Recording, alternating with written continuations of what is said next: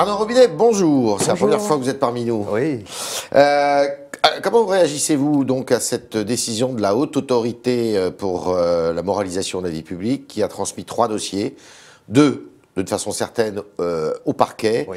des parlementaires UMP, un sénateur, 2 députés qui sont en délicatesse, enfin qui n'auraient pas tout dit sur leur patrimoine. C'est normal ?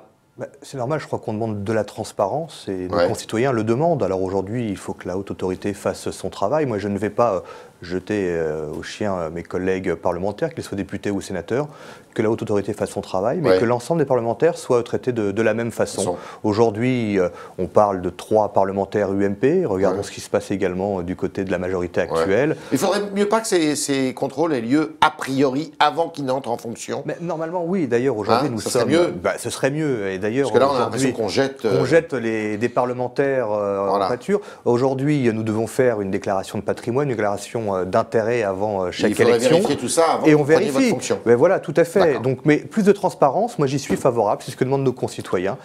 D'accord. Alors qu'est-ce qui a menti, Fillon ou Jouyet ? Écoutez, je crois qu'aujourd'hui, on a vu celui qui a menti, c'est avéré, c'est le premier collaborateur. Ah oui, vous êtes sur la ligne du parti, là. C'est Jouyet qui a menti. Mais Jouyet a deux versions, donc c'est bien lui qui a menti à un moment donné. Donc c'est à lui de prendre ses responsabilités. Et Fillon, il n'a jamais dit ça à Jouyet, lui. Je ne sais pas. Enfin, moi, Fillon, je ne sais pas ce qu'il a pu dire à Jouyet. Je ne faisais pas partie de ce fameux déjeuner. Mais en tout cas, là, on assiste à une véritable histoire de barbouze, entre guillemets, et on est loin de Machiavel. Et Jouyet aurait dû démissionner ? Oui, il doit prendre ses responsabilités. Je pense qu'il doit démissionner. Ça bénéficie à qui, cette affaire? Ça bénéficie à personne. À Nicolas Sarkozy? En tout cas, je ne pense pas. Ça le blanchit d'une certaine façon. Ça le blanchit, je ne sais pas. En tout cas, ça ne profite à personne. Les Français en ont marre de ces histoires et de règlements de compte entre politiques de 2 camps, en ces règlements internes et ces guerres des chefs.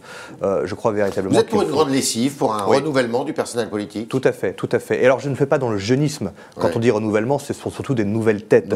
Je crois qu'on ne peut pas continuer ainsi. Et on le voit à l'UMP. On ne peut pas continuer avec Fillon, on ne peut pas continuer avec Sarkozy, on ne peut pas continuer avec Juppé. Moi, je pense qu'il faut passer à autre chose aujourd'hui, notamment dans le cas des élections internes à l'UMP. Alors on va en parler. Donc c'est Bruno Le Maire qui est votre candidat. Oui. Pourquoi vous avez choisi Bruno Le Maire plutôt qu'Hervé Mariton, plutôt que Nicolas Sarkozy? Pour plusieurs choses, plusieurs points. Le premier, je crois que par rapport à la crise que traverse l'UMP depuis 2012, on a besoin de sérieux et de rigueur. Et Bruno Le Maire incarne parfaitement ces deux notions. Et puis l'apaisement également.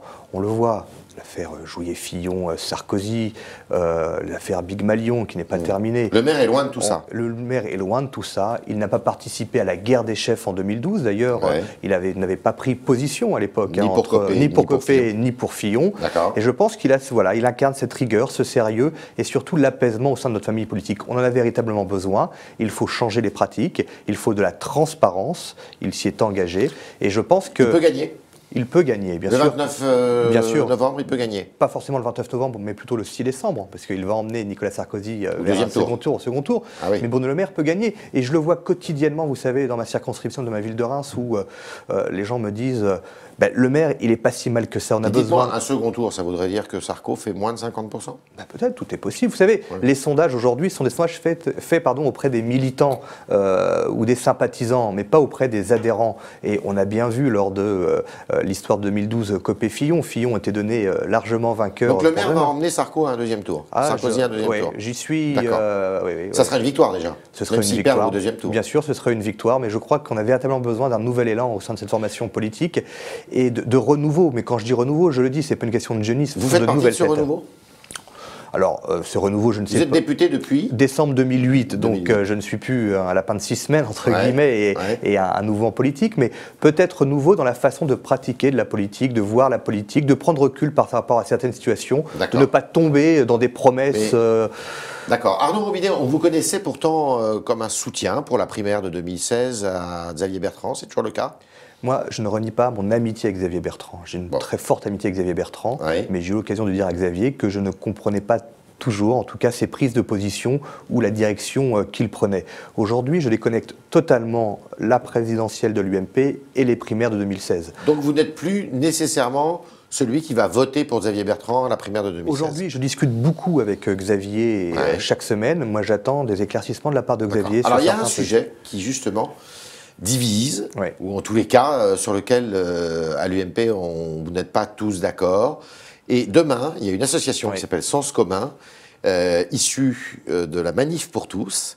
Et cette association va recevoir en audience les 3 candidats, précisément, à la présidence de l'UMP.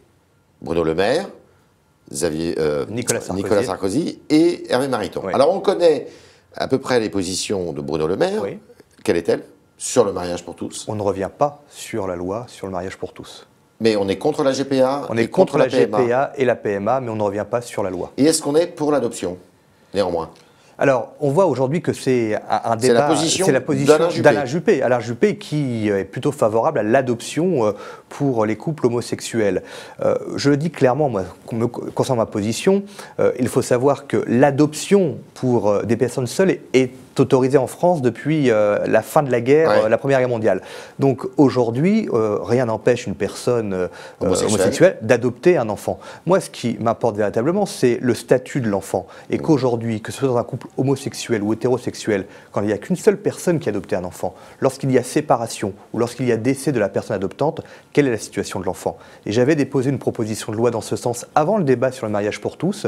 Je n'ai pas compris pourquoi la majorité avait refusé de débattre sur cette proposition de loi, mais le statut de l'enfant, de l'adopter, en tout cas, me paraît important. Vous êtes en phase avec Bruno Le Maire, donc là, sur ce sujet? Mais moi, je suis en phase, je l'ai dit. Davantage qu'avec Hervé Mariton? Davantage qu'avec Hervé Mariton. Autant je peux me retrouver... Et par rapport à Nicolas Sarkozy? Nicolas Sarkozy, j'ai du mal à savoir quelle est sa position. Vous croyez qu'il va donner sa position demain? Je ne crois pas. Je crois, et s'il avait une position tranchée, il l'aurait donnée depuis un certain nombre de mois, voire de 2 semaines. Alors, il y a quand même une limite à ce que vous dites. C'est qu'il y a des décisions de justice qui disent, oui, mais s'il y a mariage, le mariage ouvre droit, quel que soit votre sexe, à l'adoption, à la PMA et à la GPA. Enfin, pas à la GPA, mais à la PMA. Je peux être ouvert sur la question de l'adoption, par contre totalement opposé à la PMA et à la GPA, mais par contre, je le dis clairement, arrêtons de faire croire aux Français qu'on reviendra sur la loi sur le mariage pour tous. La loi a été débattue, elle a été votée, et je peux vous dire qu'en tant que maire de Reims, c'est un plaisir de marier des couples de même sexe, et je crois qu'il là-dessus, il y a d'autres sujets aujourd'hui qui méritent une importance plus importante. Lagarde, Morin, est-ce que vous êtes satisfait de l'élection de M. Lagarde à la tête de l'UDI?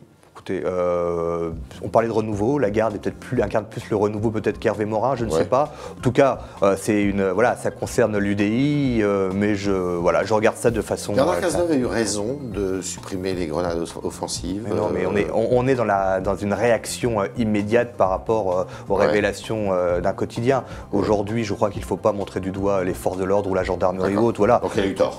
Pour moi, il a eu tort. D'accord. C'était le talk orange Le Figaro de Arnaud Robinet qui nous a dit beaucoup de choses. Qu'il pensait, et il en est sûr d'ailleurs, que Bruno Le Maire va emmener Nicolas Sarkozy à un 2e tour pour l'élection de la présidence du nouveau président de l'UMP. C'est à la fin du mois de novembre et au début du mois de décembre. Deuxièmement, qu'il était pour le renouveau. Il faut renouveler les têtes, et ça n'est pas synonyme de jeunisme, mais qu'il faut renouveler le personnel politique, et il en fait partie, tout comme Bruno Le Maire. Troisièmement, sur le mariage homosexuel, il est en phase avec Bruno Le Maire.